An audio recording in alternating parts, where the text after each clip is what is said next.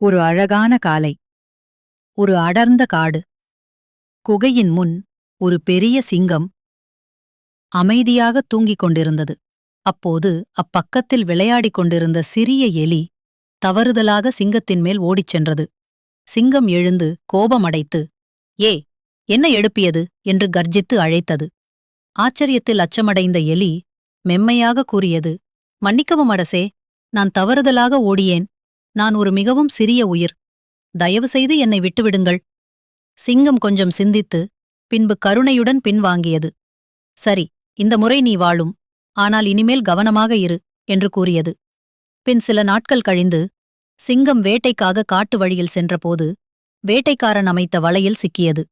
சிங்கம் கர்ஜித்து அழைத்ததும் அதே சிறு எலி அருகே வந்து தெளிவாக கூறியது, "அரசே, கவலையில்ல.